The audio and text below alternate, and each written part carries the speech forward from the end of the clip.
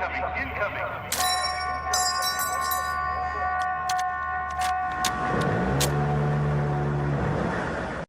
Hey everyone, welcome back to From the Bunker. I'm your host Eli. I know it's been a while, but we didn't want to mess around, so we brought an awesome guest back for our first episode back in a while.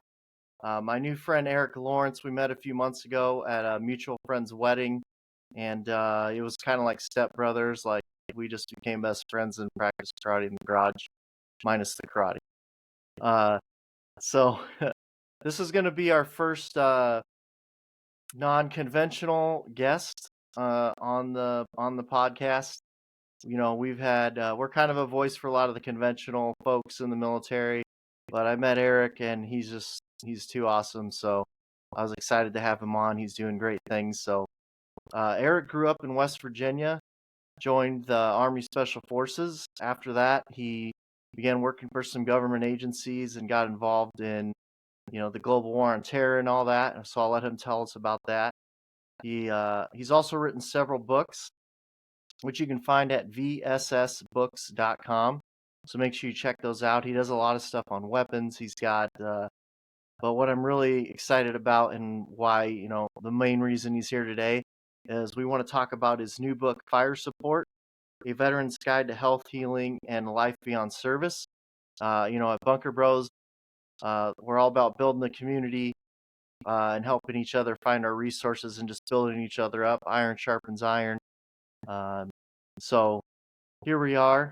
Erik, if you want to get us started with kind of how you grew up and how your military career got started and what you've been doing since then.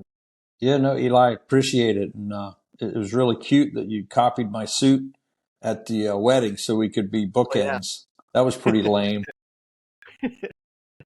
I just didn't have a hurt foot with a boot or we'd have been really in trouble. I know, right? Yeah, we'll have to harass Weston accordingly. Grew up in West Virginia, 70s and 80s, not the best time to grow up in West Virginia. Kind of rough, not the most healthy lifestyle. Either moonshine or cigarettes and Crisco. So, yeah, it was the epitome of, Olympic fitness. So, to get out of that type of environment, pretty much everybody goes to the military. Most of West Virginians are veterans for sure. But with that, I got into the 19th Group Guard while I was in high school still. And then immediately, as soon as I got qualified and got tabbed and all that, I rolled over to first group active duty. So did that for quite a while, obviously adventurous times, meeting great people. The one thing we do in the military is we're surrounded by really great people. The good thing is they don't go away. They just you got to find them again. You got to hunt them down. And we need to get good about identifying when they're having issues. And that's part of, where this book came from was myself and others.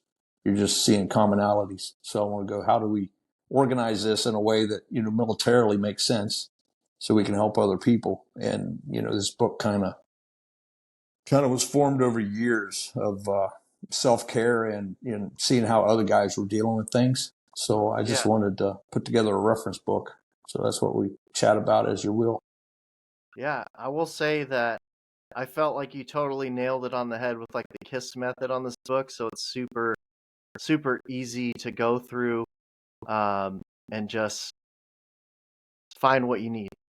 Yeah. Well, I really wanted it as a reference book. So when I wrote the real book, I'd have a place to point you and not have to add every bit of this 300 and some pages into the real book. And it would have just been War and Peace. It would have been hundreds of pages. I haven't even added photos to this. So imagine adding illustrations and graphs to this book. It's going to explode, but I have to do it at some point. But I wanted to get the word out immediately.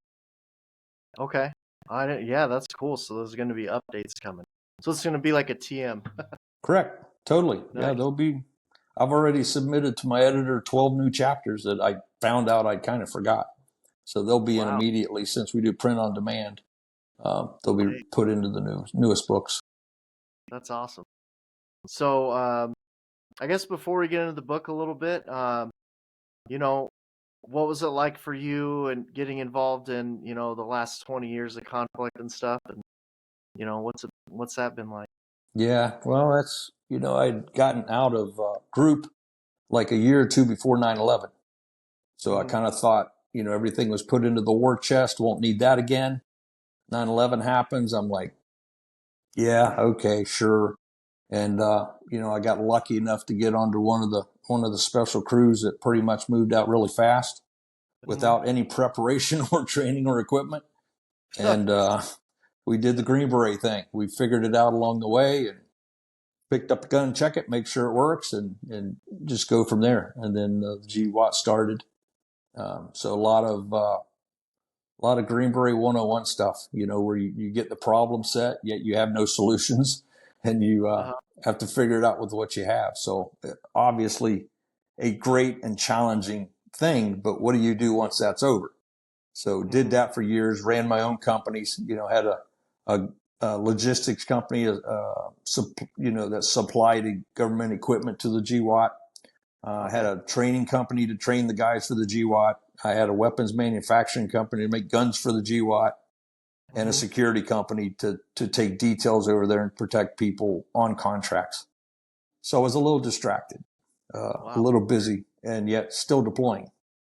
Yeah. So is wear and tear on the family, I noticed. I sold one of the companies, and 2 days later I got divorce papers, and I'm like, okay, noted. My 16-year-old son walked by and goes, "Dad, you didn't see that coming?" I'm like, obviously not. You can help me with this. But that was a little life lesson for my boy. Yeah. But, it's just, we tried to hide by being busy so you can distract yourself from what's going on in your mind. Yeah. And a lot of people fall into that trap. Whether you have a 9-to-5 job or something else, you usually find something to distract yourself. I'm hoping it's things that are healthy, actually, not destructive. We've all got friends that's picked the wrong hobby or picked the wrong friends. And, through the years, when you meet all these great people, see which ones need to be the example, and make them, your normal. Yeah. It's just hard to see people pick the wrong choice, because as grown men and grown ladies, you kind of, ride the horse you brought. But the thing is, you can always do better. The Army taught something in NCO schools. The only thing I remember at BNOC was like, know self and seek self-improvement. That was like noted. Everybody should do that, and that's why I get into writing books. I hate having knowledge and not being able to pass it on, because somebody will say, I didn't know that. Well, no, you didn't look for it. You got to find the reference and learn it and become a master at it if that's what you want to do. But I'm not a hoarder of information. I'm a spreader of information to ad nauseum. And sometimes people get tired of it, but I'm like, unsolicited opinion. Sorry. Yeah. That's great. Well, here we are, opening some of your knowledge here. So, the first thing I noticed in your book, first of all, super cool. You and Randy are tight, and his little note for you. Yeah. For the book. And then, so one quote you have in here. There's an old adage: better to be a soldier in a garden than a gardener in a war. I have to say, you meet a lot of people when you're a veteran who are like, oh yeah, I was gonna join, and they didn't. And some people unfortunately are just like medically can't, and they really wanted to, and that sucks. But for all the challenges it's brought, it's kind of given me everything I have in my life almost. Yes, sir. Yeah. And it feels good to have been the man in the arena, and you can't have any regrets, whether and maybe I wouldn't have came home or whatever, but still, like it's given me a lot. So It's easy to do nothing. Yeah, and I'm ready. I'm prepared for disasters or whatever might come, where like your neighbors around you, who knows how they're going to react. Like I know how I'm going to react. I know, but they always call us. Yeah. And then the next part I kind of saw was current trend for soldiers in transition from duty and service back to civilian life is fraught with pitfalls, self-medication, adrenaline seeking, and a general feeling of being an outcast with little or no support. And then it kind of was on to talk about how the VA's, overwhelmed. I think the VA's improved a lot, but when you have a war this long and a lot more of us are surviving, like, Correct. just overall, we're I'd be curious to see what the statistics are because there was a draft for Vietnam and Korea and all that. No draft, so it was a lot of the same guys going over and over. What the numbers are, but also the death rate was so much lower. So The due death to the rate from combat, yes, but yeah, many more have died at home because yeah, of their experiences than ever did in combat. So that's yeah, the hidden number. yeah. It's wild. It's like this. Well, you put here self-medication, adrenaline seeking. I mean, I do some adrenaline seeking on my Harley for sure. I try to like do it in a safe manner in the right spots, like uh. But that's you know, and I know a lot of people who drink too much or did, and um, you know, it's there is a lot of pitfalls. I would say, um, and then for some reason, a lot of our generation is isolating rather Very than much. hanging out with our brothers and sisters, which is why we're doing at Bunker Bros and building a community so we can all help each other out. So, Well, in the but that, past, you remember they do the veterans organizations, but they're centered around drinking at a bar. yeah, I'm like, that's not the best idea, to hit the VFW or the Legion for cheap beer. I'm like, yeah. that's like the wrong answer. I know actually a really awesome guy in my community, who's a retired major. Um, Joe, we both VFW here, but he doesn't drink, and he's got a family like me, and he's like, I mean, what else? Why would I come here? I'm like, dude, you have a good point. Uh, so yeah, you're totally right. And then the next part was, I hope you weren't going to hold your breath while someone answers those questions. The truth of the matter is, we're going to have to step up and take care of many of these things ourselves. So just looking out for each other like you're doing with this book, and we're all on the same path here. It's pretty cool, and I think we can do some really amazing things without having to go to a big organization. You know, Correct. Yeah, so and part of that is guys don't know where to go if they do need something. hmm The weakest parts of the book is the annex on support elements. And that's where I'm trying to beef that up because when a guy's in trouble or really needing help, there's no 911. hmm You got to be able to triage the guy, figure out what he really needs. What are the underlying factors that are contributing to get him in the right mind to take treatment as soon as he can? Because a lot of my friends are like, "Oh, we'll do it later." I'm like, "No, we're going to do it right now." And then yeah, later they're like, "Oh yeah, I really needed that." I'm like, "Yeah, no shit, you did. Yeah, good job." We spent most of the day today calling and trying to organize support for a guy, a buddy of mine for decades. And, hmm once they realize they need the help, then they got to go, wow, I have to ask for help. That's a really big step for our hard-headed people, but that's part of yeah. the lesson. Honestly, so we were just talking about it before we started, but I just finished my fourth deployment about a year and a half ago, and I noticed differences in me, and then my wife especially, right? Oh yeah. So luckily, like my personal motto is if you're not improving, you're losing. So did I take too long to start? I just started seeing a psychologist 2 weeks ago, but yeah, but like I got to the point I could on my own, and it's like, yeah, okay, you're maxed out, you still have issues you need to work on, and yeah, just like the anxiety, I haven't been able to slow down all the way, man. Yeah. Uh, Well, I mean, so there's the limbic system and there's things that you have to have other people slow down for you. You can't do it yourself. If that was the case, yeah, we'd all be fine. Doesn't work that way. You don't fix exactly. your own neurology. Sorry. Yeah. Uh, so yeah, like one of the things that you have in the next part was in the introduction was you felt like you were constantly cranky, easily angered over nothing, obsessing over the most pointless things. So like I'm kind of there right now. Yeah, for sure. Like I just like getting stressed out, making everything a big deal, and it's not. Yep, correct. Overreacting. Yep. So I thought that stuff was really cool. And then when you get into how to use the book, everything's arranged alphabetically by subject title, and it's not designed to be cover to cover. So you can just look up, you go through, oh, that subject's something I need to find. There's the page number, and go look at it.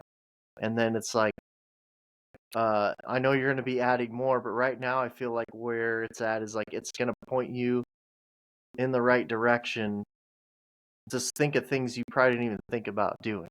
Yeah, it's to prompt thought. Yeah.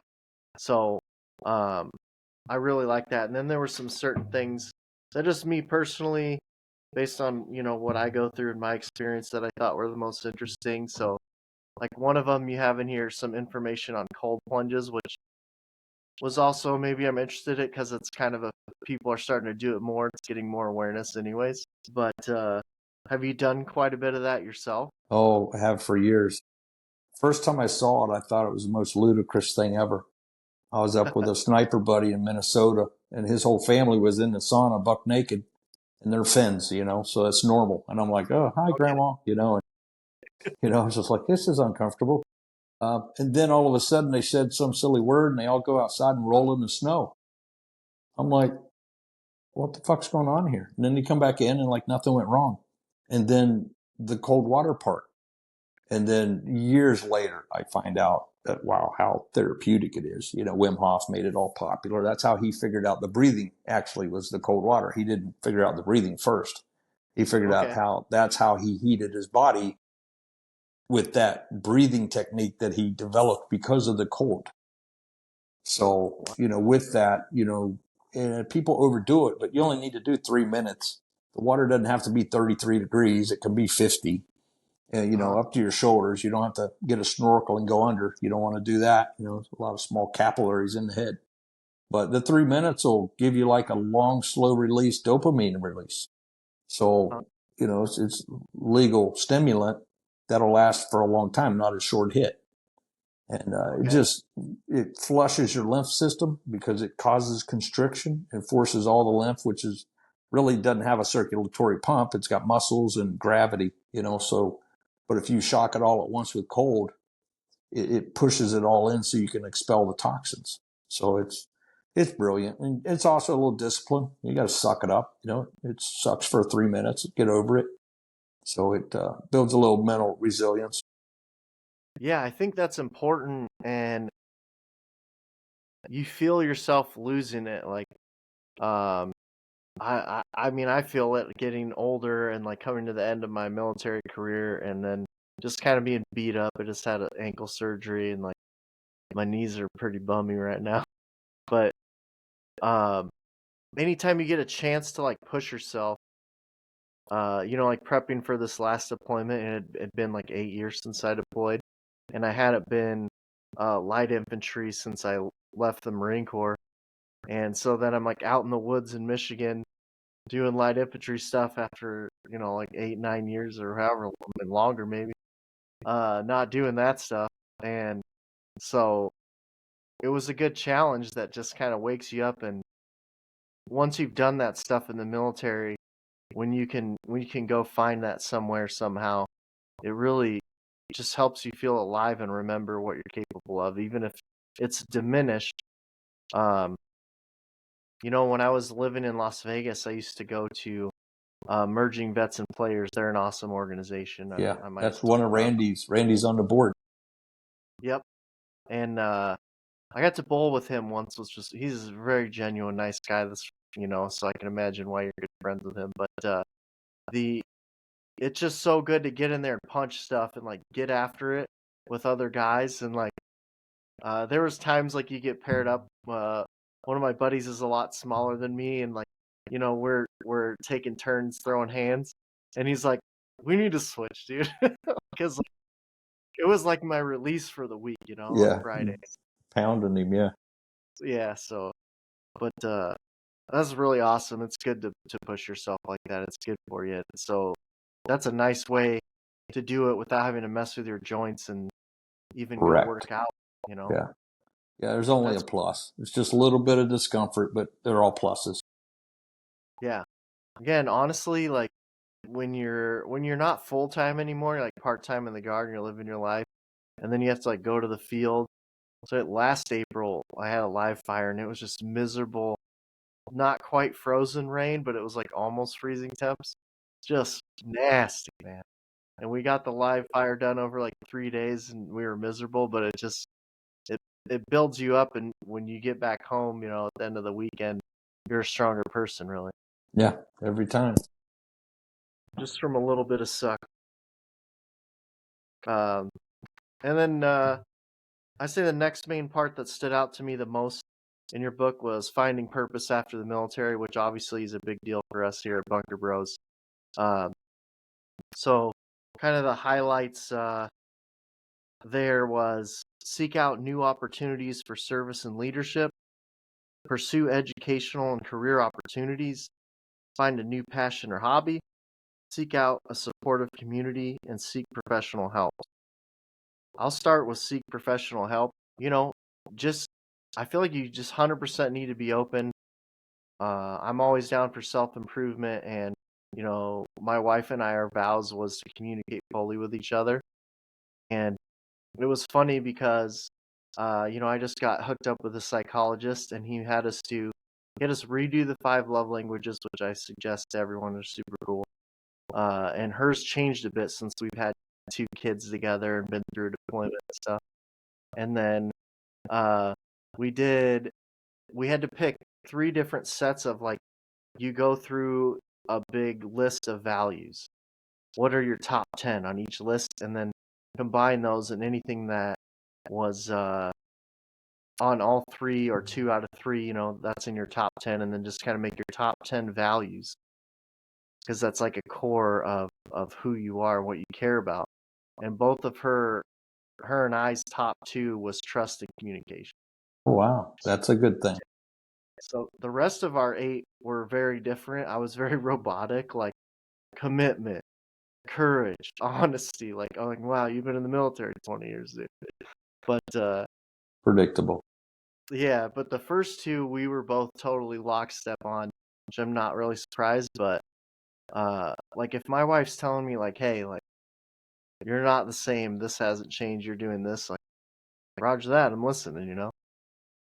So I think getting this professional help 2 weeks in has been really a conversation starter for us. Has been kind of fun, and it's been cool. And actually, the guy that I'm going through was an Army chaplain.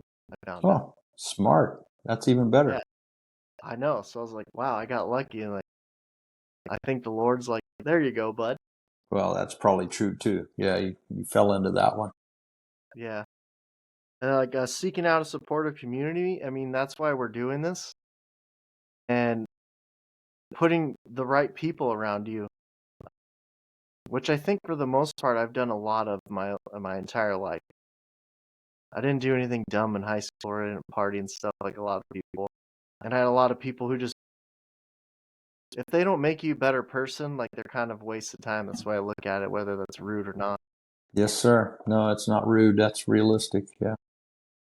And then, I mean, there'll be people who you want to be in their lives, and maybe you could help lift them up. But they have a genuine heart, at least. Correct. Yeah, but we have to figure out who's willing to accept help and who needs it. And sometimes I've waited years for guys to actually do what I asked them to do.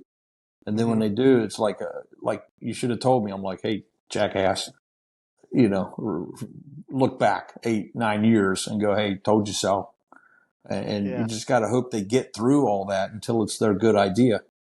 And you got to be there when it is and go, this is how I can help. 100%. It's so hard to do. It's so hard. Brutal. Yeah, especially really care about someone, too. Yeah. Yeah, we've got some hard-headed people in our lives for sure. I mean, I'm one, but yeah. Yeah. I like find a new passion or hobby. that's cool. Like I found for me it's like motorcycles. I have another organization that I helped start and called the All American Riders, and we do that, and we do a lot of cool things for vets and their families. And then, so I guess that's a big one for me. And then I don't know. I guess I still like to hit the gym. That's a really positive thing in a lot of different ways. Critical. You have to exercise. You have to sweat. As I mentioned earlier in NXA, there is your daily detox. We have so many things we need to detox from physically, emotionally, everything. And the exercise is critical for every part of it, whether we like it or not.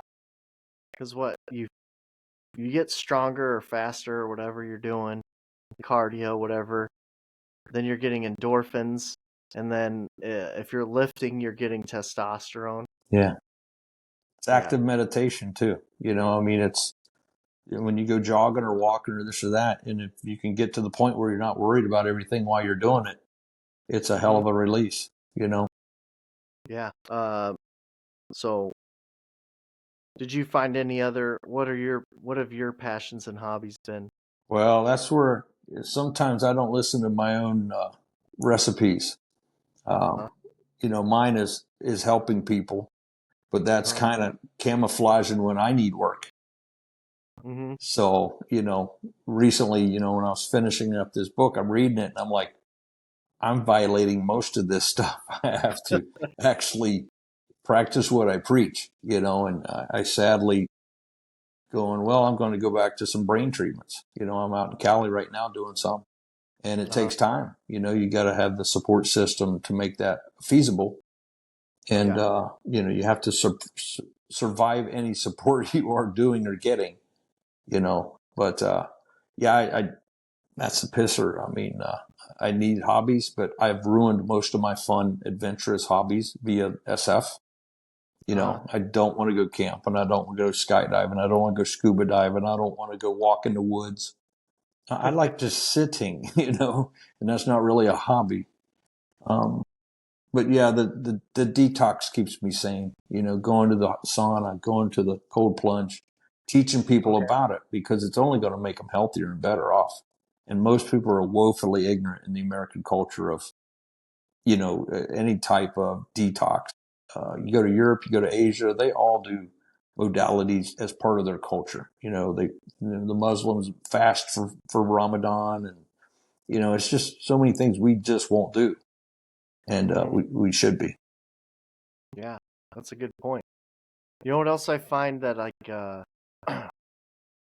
I really, really gets me going is when I can like work out and do physical things with another person. Yeah, I as step it up community. to a way higher level.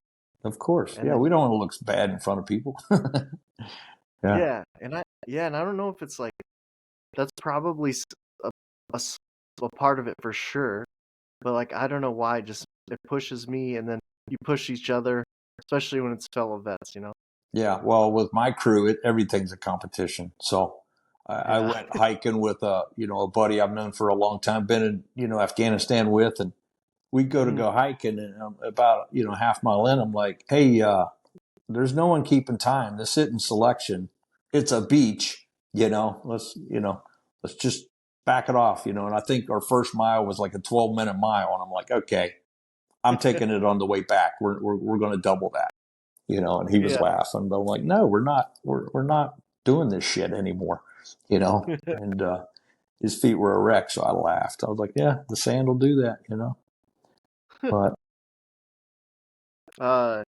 pursuing educational and career opportunities, I think that's been a very interesting road for me. I had I did I've done pretty well. I got into like management, and I managed a branch of a company, and and done all that. Now I'm in sales, which I did partially while I was managing, and sales is fun and challenging in a different way. Um, but I got my degree, and I was in the security field for a long time, which was super easy for me. It was just the perfect fit. being a grunt, and then I did 2 deployments doing personal security details, so like, just kind of fit right in there.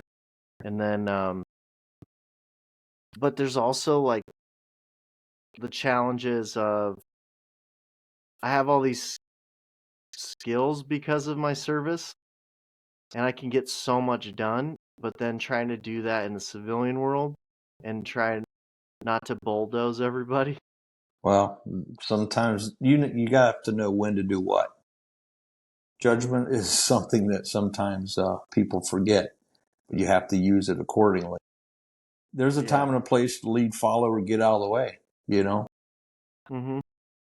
Well, and sometimes you get like, I don't know, you get in a place where people say they're hiring you because they want you to do that, and that's your experience, and then you go to do it, and they don't really want to, and it's finding the right culture. That I did have to learn the hard way at a couple jobs when I started kind of moving into management, not to be a bull in a china shop. No, luckily I had a really cool boss who taught me a lot, and I was able to rein it in and be where I needed to be. But Yeah, I it mean, was, we turn it into a sprint when it's really a marathon, yeah, like and no it one's was like, gonna hey, die. we'll be here next week. There's no car bombs going off, and Exactly. yeah, every time one of my employees would complain about something, I'm like, hey, did you hear a car bomb go off today? No. Okay, settle down. We'll Hmm. sort it out. You don't lose money, I lose money. So it can't be that big of a problem for you. Yeah, yeah. It's been so being guard and then going back to civilian life. 1 to 3 months after deployment. Oh, yeah. So the last time I did that after my third one, I lasted a month and a half at my job when I got back. And then this last time I made it a year. Yeah. It's a So, different mentality. It's hard to shift gears like that. It's mhm, just so much of a big swing in responsibilities and priorities. That's why I always ran my own businesses. I could kind of, if I succeeded or failed, it was on me. mhm, So, if I want to take a day off, I just took a day off. But that doesn't work for everybody. So, you know, yeah. So those were like the main points that I really enjoyed. There's a lot of great stuff in here: weight management, fasting, kind of stuff modalities you were talking about, breathing, like a lot of really cool, simple stuff that I've been exposed to a little bit. But you know, those are like the main things that stuck out to me. What you I know you wanted to talk more about Annex A, and then whatever else you wanted to really harp on. Like this, there's so much in here. I'd like to know what's the most important things you think. yeah. And that's where, they're written in a short, clear, and concise way to prompt you to go, I want to look further into this. Mm-hmm. In the back, there's a couple pages of books I read to kind of like get the information for this. But, a couple thousand word entry is not going to replace a book. But Yeah. in the back is the book that refers to. I can put sleep, but I can't rewrite the book while we sleep. It's phenomenal, but I can Yeah. hit the high points. And I did this kind of like for the goldfish attention span. They're not all too long, but they're long enough to go, oh, okay, now I know the basics Mm-hmm. and I don't care or I do care. Where do I find more info? And, I don't know, it's comical years ago, the Marine Corps Commandant said, put an FM or a TM by your toilet. And I'm an Army guy. I'm like, that's the dumbest thing I ever heard. And then he says, yeah, more education with more defecation. And I was like, you jarheads. But he's right, just leave it next to the toilet. Yeah. I'm like, you knuckleheads. But look who he was dealing with. So it Yeah. made total sense when he said that. And you got to have a reference, and this is also, like some of the charities or foundations are getting these by the case to give guys so they kind of like have a common SOI or a code book so they have some commonality in terminology. Mm-hmm. And I'm like, that's a great idea, because when we can all be talking about the same thing in the same direction, there's less misunderstanding, obviously. So I like that. I always harp on that daily detox. It's a long laundry list and it's a dream. I don't do them all every day, but I try to, and it's from waking up to going to bed. And, I got all the different diets in there, and everybody has a different reason to eat what they do eat. But, if we eat GMOs and seed oils, we're never going to get in shape. There's no way. It's, your system is so compromised. You're lucky to get by. And, it's far from anti-aging, So it's just a lot of a little, but I want you to have a base to work from. If you have that, then you can go, hey, what about this? Why isn't this in the book? Or I want to read more on it. And then, maybe it'll prompt other people to kind of create their own system, and if you're using this as a community book, I think it's great for that. Just like, some of the other foundations, you all at least know common knowledge, and then you can go from there. So you can have much deeper conversation. Yeah. Because if you can get a community that works with this stuff emotionally, physically, and mentally, daily detox is going to win, because we've all been around too many heavy metals, the pollutions we've been around, the burn pits we've been around, everything like that. Mm-hmm. If you never detox, you're going to get cancers, you're going to get dementia, you're going to get Alzheimer's. I mean, it's just, there's no way around it. The body's a filter. If you don't clean the filter, don't complain to me it doesn't run well. What machine does if you never clean a filter? Yeah. Yeah, so get over it and find out how you clean your filters. I like that. That's really good. Nice. So, what else you got planned? What's going on? Well, that's what I'm saying. I wrote this book previous to the book that I really want to write on, kind of like my little nightmares and wins, but also some of my other buddies that I've seen that can be done as a good example of let's learn from somebody else's mistakes versus waiting for ours. Because all this stuff is very predictable. If the VA hands you a shoebox of medicines, I'm probably going to say it's not going to help much. You don't have to be, Hippocrates to figure that out. You can go, we probably ought to work on something else instead of covering up the symptoms. Let's figure out what the actual issue is. So I'm harping a lot on testing, but that's where you got to find some kind of functional doctor. And, if you can do that in a community format, imagine how people could get well quicker. If you all did a sweat lodge once a week, or you all did a walk every couple of days, or whatever it is, just have it as part of a detox, but it's also community, then they'll actually do it, Mm-hmm. I'll work on that. We'll be working on some community building things, which we haven't quite released yet, but it'll be coming soon. And it's going to be really awesome. So tell us more.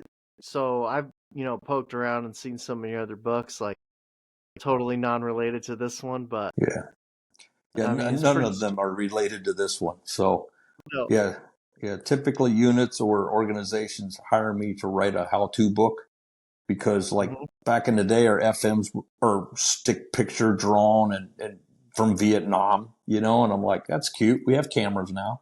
We can take photos. They're even in color, we have color film now. So I dumbed down the stuff. I cut out all the bullshit and the how-tos, like the M4 handbook. Mike Pannone and he mastered how to do the malfunctions in that better than any Army manual I've ever seen. We present it to Benning and they're like, it's too complicated. I'm like, getting killed with a jammed gun is too. That's a pretty bad day. And, they think sports fix everything. I'm like, no, that actually fix one thing. The M4 does many things wrong sometimes, My one for the AK has reload. I'm like, okay, that's typically the malfunction of the AK. So there's just so many of those books and they've all sold well, for the different years. There's some current event books written in a primer format to not give you the answer, but to give you ways to think about situations and form your own opinion. Those aren't that popular because it forces people to actually use critical thinking and educate themselves on the subject, whether it's Ukraine or fentanyl or something like that, where they want a how-to. It's like, well, Google, buddy, Google it. I want you to go, how do we take the information and go forth with it with our own intelligence? Mm-hmm. But we don't teach that way anymore. We teach ABCD. Yeah. We don't teach concepts. Yeah. So, but yeah, there's a ton of them out there, but I really like this one. I think this will do the most help for vets, but I've been asked so many times I have to de-vet it. I've got to make it for the rest of the world too, because it's all the same subjects they need. Anybody. I mean, who doesn't need to cold plunge? If you just change it so it's not packaged like a TM. I am. Yeah, I'm just going to change the word veteran out for, I don't know, somebody. Yeah. A guide. Yeah, correct. Yeah, no, we're doing it. I mean, I've got doctors going, hey, I can't give this to my patients because they're not veterans. Yeah. But I want to. And I'm like, noted. Really forgot there was more people than veterans out there. But, that's on me. And we look out for each other first, Yeah, that's what I did. And then I'm like, wow, yeah, probably everybody needs to read this actually. So that's what I'm working on now. That's cool. Nice. Well, it's been really cool getting to meet you and know you a little more the last few months, and this is exciting. This is exactly in line with what we're doing here at Bunker Bros. So I'm so glad that you decided to come on and share your experiences and and your challenges as well, because we all have them. But kind of like we were talking earlier, I don't like the victim mentality a lot of us fellow vets are getting into, which their culture kind of is doing, and we're falling right into it. Like the VA owes you something or whatever. Like yeah, get the benefits you deserve. Like you're jacked up, go get them. Heck yeah, but no one owes you anything. Yeah, correct. Yeah, we're fortunate there's even an option. Yeah, I mean, and it's so much better than it used to be in the generations. Like, you're a little older. You're kind of in between seeing it, and I mean, I've heard horror stories. There still are some, but not nearly as many. In the VA. It's only gotten better. I mean, I've seen it in the last 30 years. It's apples and oranges. So we're way better off, but we have to appreciate that and then help it get better. Yeah. So I guess like kind of our combined message is like the tools are here. There's many other places that they're there.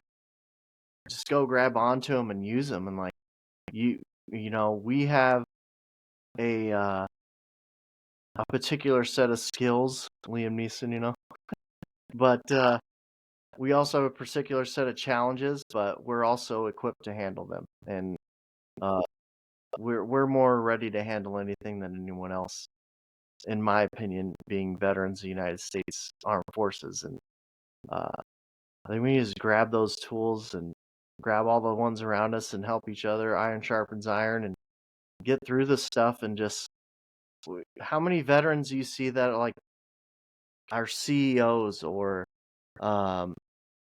there's so many that you don't even know, and then you start seeing them on LinkedIn or something. You're like, dang man, like okay, we're so capable. And many of those are willing to help people, but people have to know how to get a hold of them and ask for the support. Yeah. So we have to help each other with that, which you are with your podcast. That's obviously a great message. Yeah, I appreciate that. Yeah, and we have some big things coming soon. So, but thanks for coming on, Erik. Super cool. We'll probably have to come back and regroup on some more of this stuff. We only touched on it a little bit, so anytime, just let me know. All right, appreciate it. Thank you. Yeah, everyone. We'll see you next time. Hopefully you enjoyed. We're back in business, so we'll see you soon. Incoming.